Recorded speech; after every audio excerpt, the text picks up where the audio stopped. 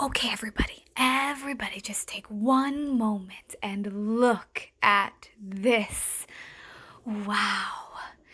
Today, if you haven't guessed already, we are going to be navigating our way through a coral reef ecosystem and seeing what we can explore and discover and learn.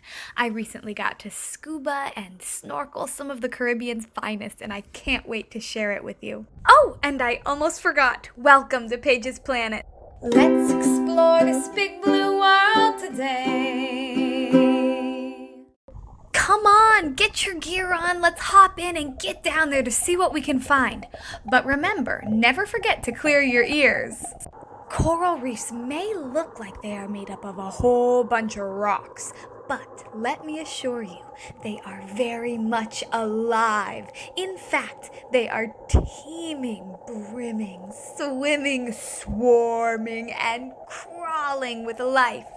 Whoa, I am getting ahead of myself.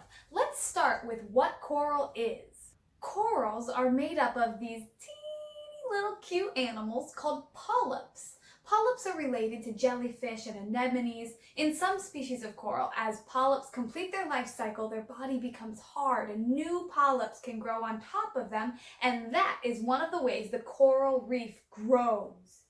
Of course, these little tiny polyps have to eat. Some polyps like to wake up at night and eat the even tinier plankton and phytoplankton that's floating around in the water. Most polyps have a very special relationship with a kind of algae called zooxanthellae. Algae actually lives inside the polyp. The polyp provides the algae with a safe home and feeds it by giving off carbon dioxide. The algae then uses the power of the sun and through photosynthesis feeds the polyp nutrients and compounds that it needs to survive. The algae also does one more thing that is very important. It gives the corals their breathtaking colors. This is why algae is one of my favorites. Algae gets a lot of flack, but it is essential for a healthy marine ecosystem. Have you ever heard of coral bleaching? That's what happens when a polyp gets really stressed out. It can be because of changes like the temperature changing on her, and then all of a sudden she kicks out her algae and turns a dullish grayish white color.